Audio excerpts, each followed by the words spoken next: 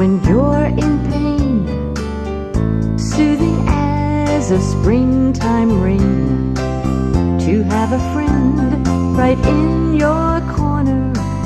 Your heart will feel a little warmer.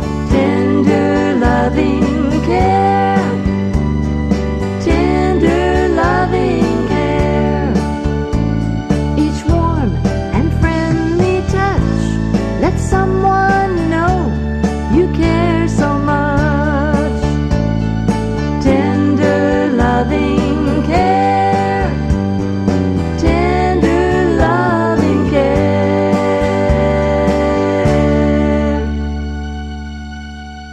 Well, hello, and welcome to another edition of Tender Loving Care. I'm Sara Golden, an artist here at Artistry on Main, and I have a friend today who is going to talk a little bit about her art, Christine Keller. Here she is. Hi, thank you, Sara. Hey. I'm Christine Keller. I've been a jewelry artist for 8 years now. I've done it full-time for the past 6. You'll see my art here behind me. I do a lot of different kind of artwork. I do work with aluminum, I work with silver, I work with brass and copper. I would work with gold if I could afford it, but I can't just yet. However, I really enjoy the different mediums that I work with because it gives me a lot of different, when I need to relax, there's certain things I can do, such as these rings that I'm working with on aluminum, or these bracelets or earrings that I can just sit down and I can do without much thought because I've done so many of them in the past. And then if I get stressed or I feel like I need to relieve some tension, I'll work with copper. Here's one of my copper cuffs that I've done. It's all stamped with music notes. When I'm making anything with copper, I'm starting with a full sheet of copper. I'm cutting the copper into the forms that I need it. I'm putting all the pattern on the metal. They have to go through a heat process several times in order to get the shape and so the metal's not stressed. So when you're bending it to put it on and off your wrist, it's not going to break. I also make copper earrings, which I'm cutting out all the pieces for the copper. So I do a lot of different things. The other thing that I do that's really interesting is enameling. Enameling is melting glass particles onto a piece of metal. Now you can use silver as a base or copper as a base or brass as a base. I usually use copper and I'll put the glass powders on top of it and it goes into a kiln. Now these pieces are different. Here's just 2 simpler pieces that I have done, but every one of these pieces goes into the kiln anywhere from 5 to 20 times to build up the layers of color on the metal. The back are also done because you have to put enameling on the back in order so the metal doesn't curl up and it keeps its shape. Otherwise, it would bend because it would stress the metal as the glass melts onto the copper. So there's a lot of different techniques that I use when I make my jewelry. Wire wrapping is how I started. I have a full pottery studio at my house. And one day at the end of the day, I had these little pieces of clay left and I made these little cabochons out of clay. I fired them. The next time I fired, I glazed them and I melted glass in them. It came out to be these beautiful little glass geodes. What I did with that is I wrapped them in sterling silver. People started to really like them, and then I just started wrapping everything. I was wire wrapping anything from buttons to stones, just anything I could find that I thought would make a really interesting piece of jewelry. That's what I started with, and that's how my jewelry career took off. From wire wrapping, I did take some classes with a silversmith, so I learned how to use the torches and how to do the fabrication and do the building of bezels and all of that. So I have that under my belt also, and I also learned how to do the copper. So it seems that everything that I've learned from all the crafts that I've done in the past, which I started as a wood carver over 25 years ago, every little piece that I've done there, I can translate into jewelry here. So it's like things that I learned in the pottery studio, I can translate into my jewelry.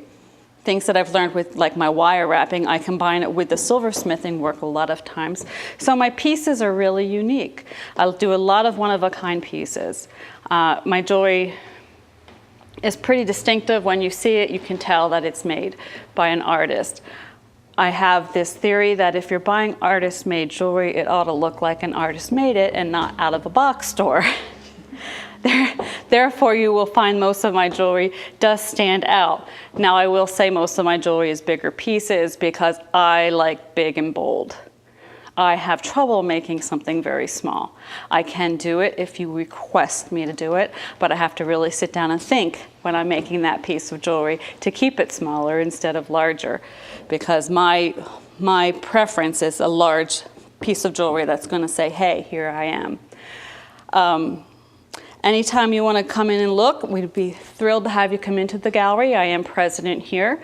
We have a lot of great artists within the gallery, including Sara. So you need to come in and check out the new things that we have right now, especially since Christmas is coming up.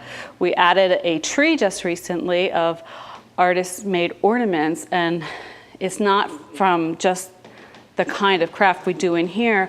Any of the artists that are in here can make any of the ornaments and put them on the tree at this point. They don't have to stay within their medium. So therefore, like I've got some ornaments on the tree that are felted right now.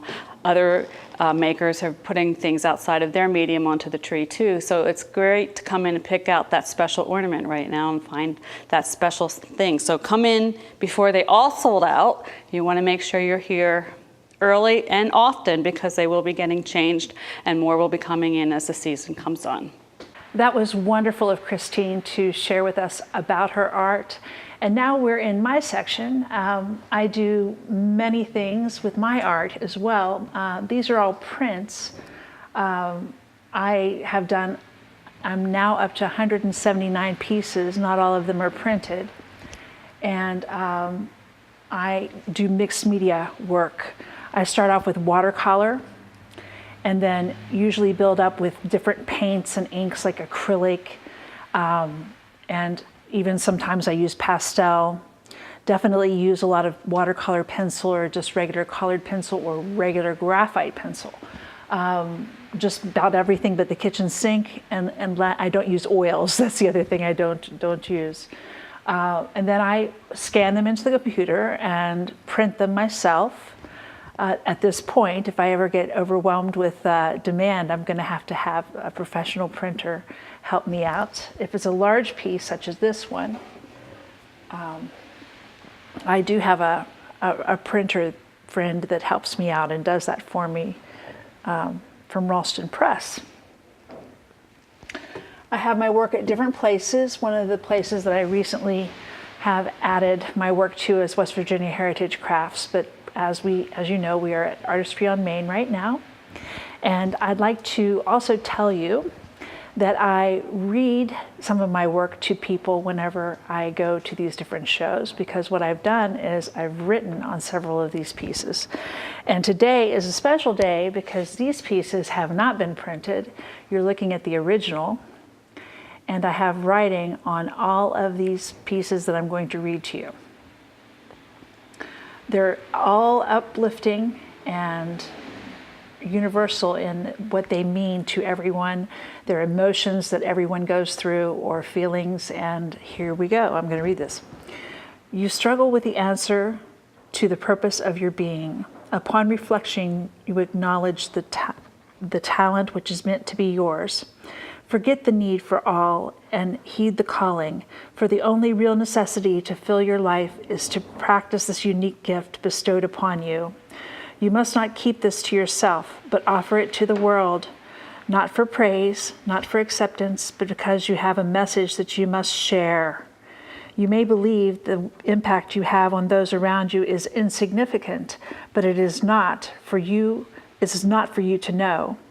Do not feel inferior to others and their gifts, as their purpose is unique.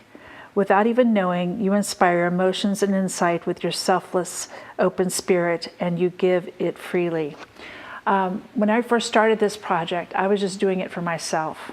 And I got to this point where I started January 1 of 2016, and as you can tell, the date is on here, January 9th.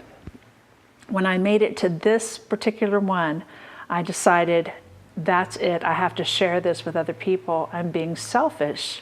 And I had never really thought of it that way. I thought of showing my work as being kind of egocentric and looking for praise.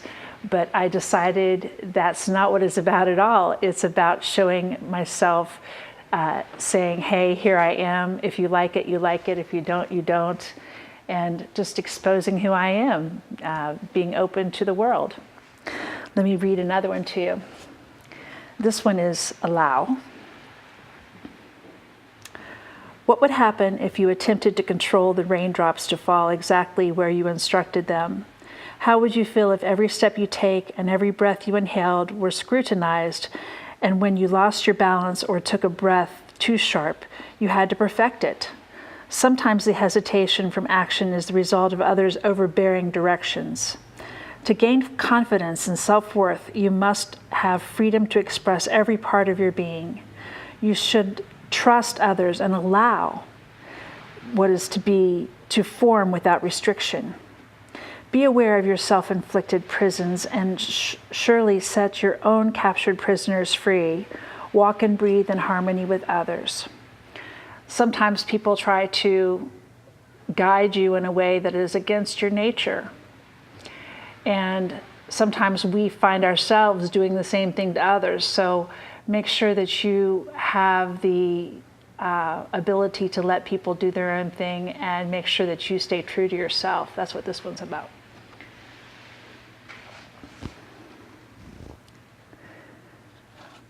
Now this one I did have in print, but it didn't come out very well, so I have to do another print. I pulled some of them from the shelves because little idiosyncrasies showed up on this particular one called care. So let me read this to you. Your life is so complex that it is difficult to even make the struggle of your days resolve to completion. Yet if you look around you and seek the truth, it is obvious that you have the strength to help those in desperation. It is easier to be blind to the hunger and ignore the screams, but this path leaves you feeling empty. Helping someone brings your chaos into focus, and the joy that you bring will spread like seeds in the wind. You had tried to keep your pod closed shut like a trap, but now you care like the sunshine warming the stones, and your nurturing will travel through its streams. By example, this act of clarity perpetuates tremendous joy, becoming infinite in its reach. All is calm. I must also say that I call this series the Stream of Collective Consciousness. And the reason that I call it that is the stream of consciousness is writing or doing art without thinking. And collective consciousness is something that we all feel and go through. I tried to think of words that had nothing to do with just me personally. Well, of course, with me as well, but something universal that everybody can feel.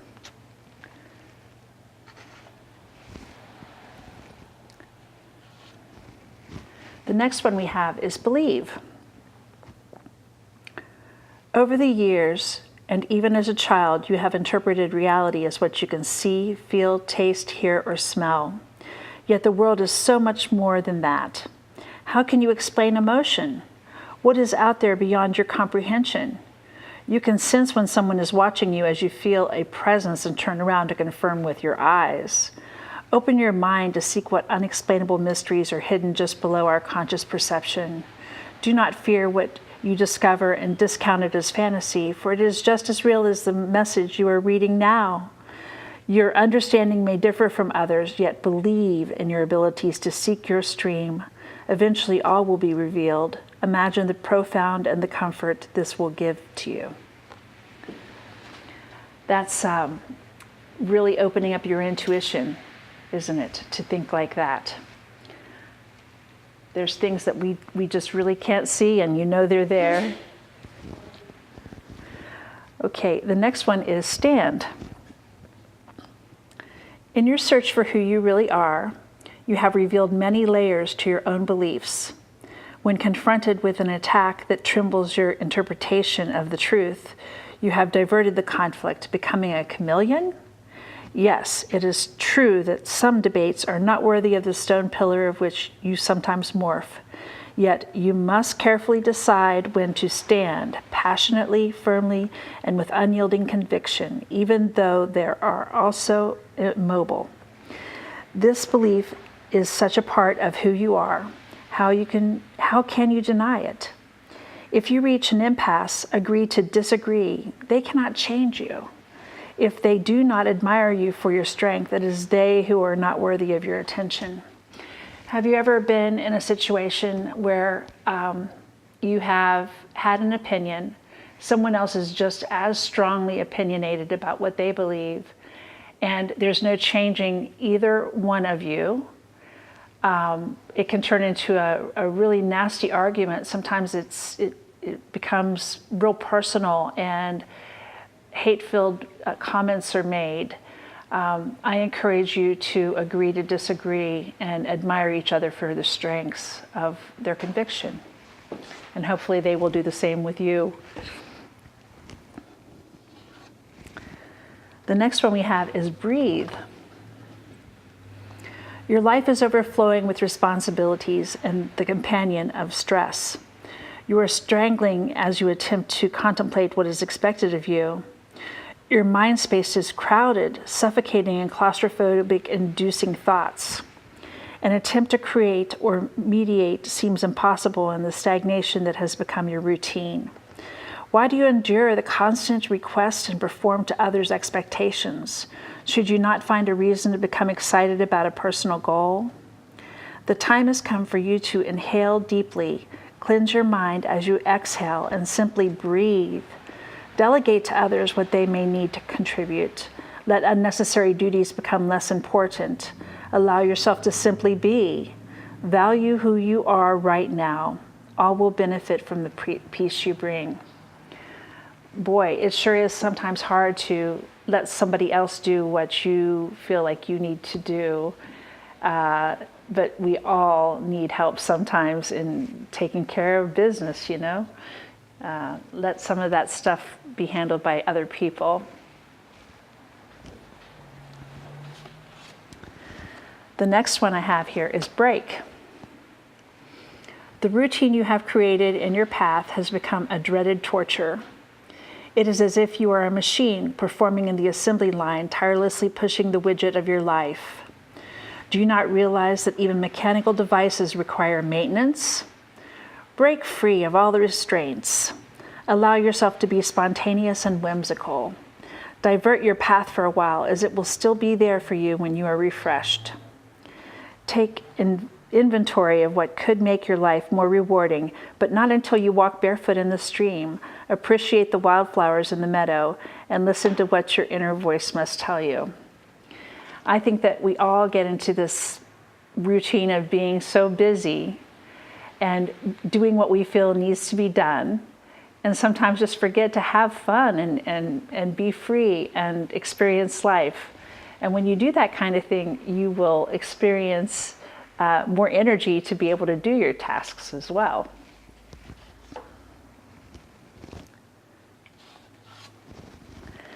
This next one is notice.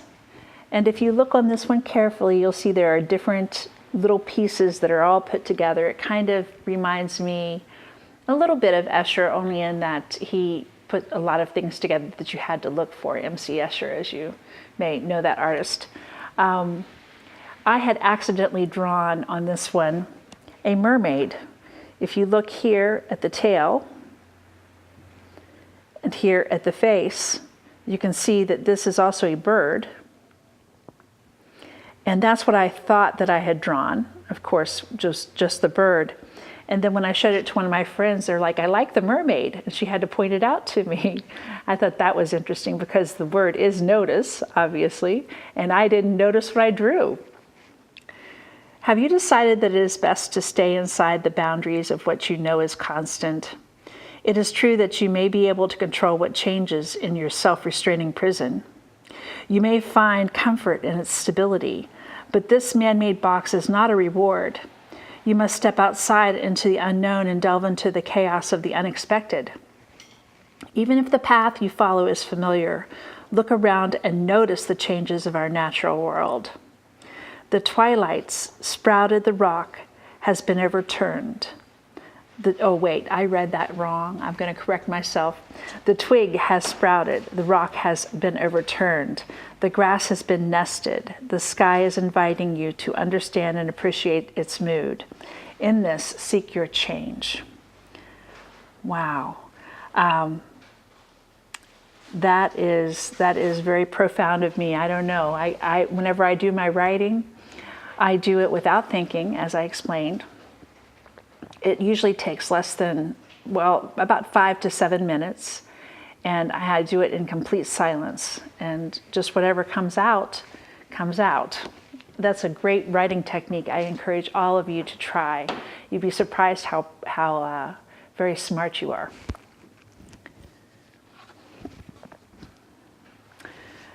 Respect. You are confident in your choices and your interactions with others. It is admirable and justified if this is absolutely on course of the reality surrounding you. However, to confirm the truth, do not be narrow in your path or become isolated and closed-minded. Be conscious to sense others' flow, not to vandalize their growth, invading their space, or misinterpret what or who they are, judging their choices. Instead, open your heart and mind to respect the gift of being there in the moment. You must listen and sense their feelings to honor and remember them. Share each other's beings and life, cooperating in goals of nurturing the world around you. Give it, receive it, manifest your due. I know that very often we forget how important other people are in our lives. And whenever we respect other people, you will be amazed at how they respect you. At least that's the way it's supposed to work. I think you should demand respect from other people if they don't give it to you, as a matter of fact. Stand up for yourself.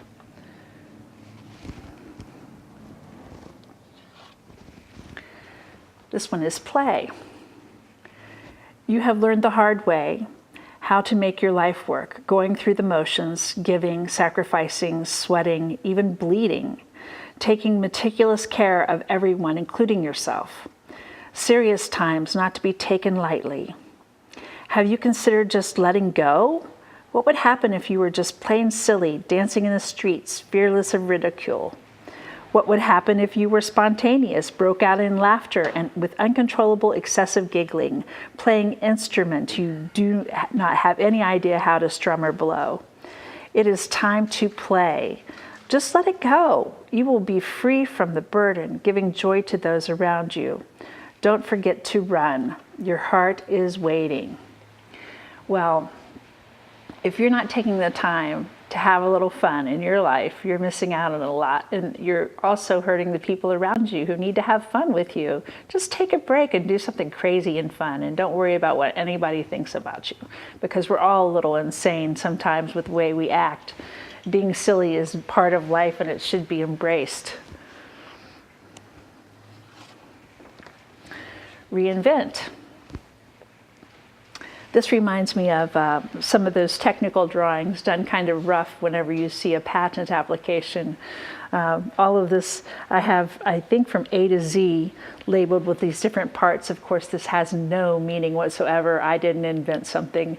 So if you try to put this together, you'll find out it does absolutely nothing. But the word is reinvent.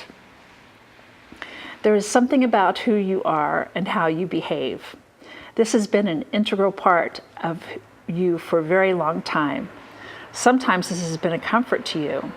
Other times the destruction this causes is insurmountable in its devastation. Why must you make this so much a part of your identity?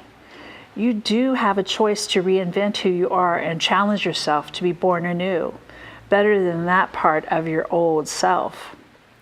The evolution of your mind, body, and soul will not stagnate. The flow of energy and light will be so powerful and be so boundless that you will create a ripple and improve this world. Nurture your rebirth. Whenever we get stuck in a rut, boy, it's time to change something, isn't it? Yeah.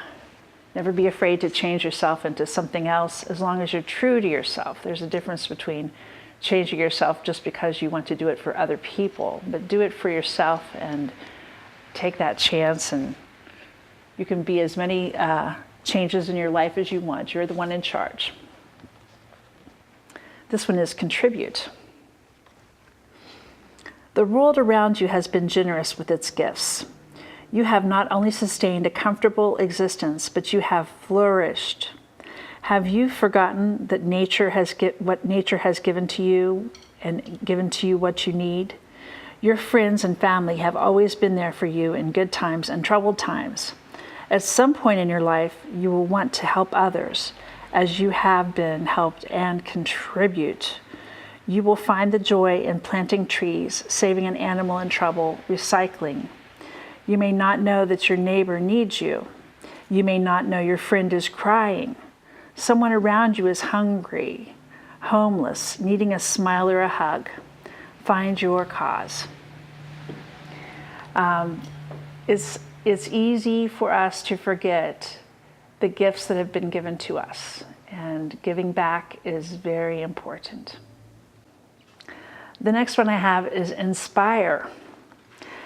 Many moons ago, something touched your heart so strongly that you were compelled to find out more. Every fiber of your being was impacted, and your desire to learn was unstoppable. Perhaps it was something perhaps it was something you saw happenstance, or perhaps you had planned to try something new. Maybe you were born with this talent to be awoken from its slumber. This changed you forever. Now you have the power to show what you have learned or give of your innate talents to inspire others around you. This is your calling to pass your gift and become part of the future, a gift for generations to come.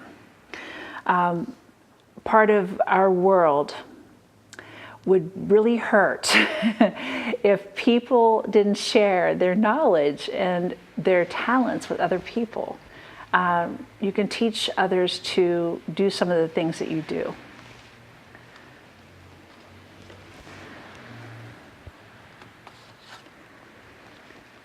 This one is secure.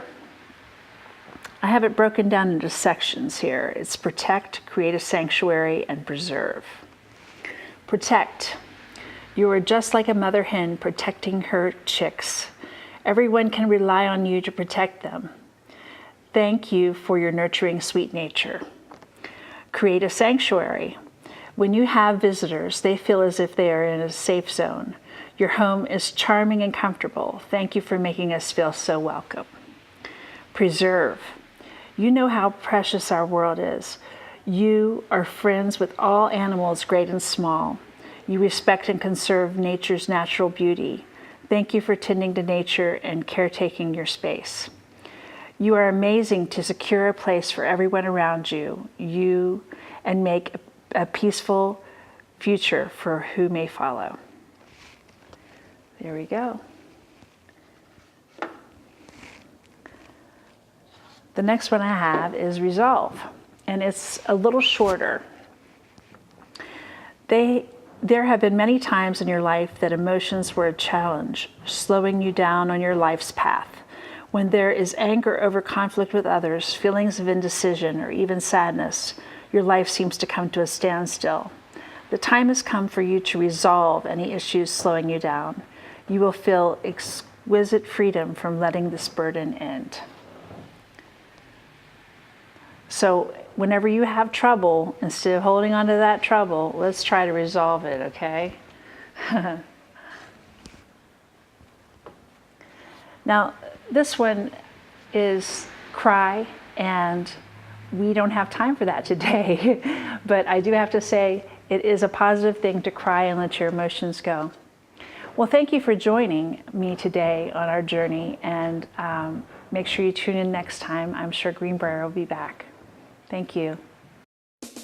Stories of a West Virginia Doctor, written by Dr. Harold D. Allman. A collection of 55 short stories about his experience as a small-town doctor in central West Virginia. And Tender Loving Care. Stories from a West Virginia Doctor, Volume 2, written by Dr. Greenbrier Allman, using videotapes to write 70 additional stories of his father's very colorful life as a small-town doctor. They can be found for purchase at Amazon.com and most local bookstores.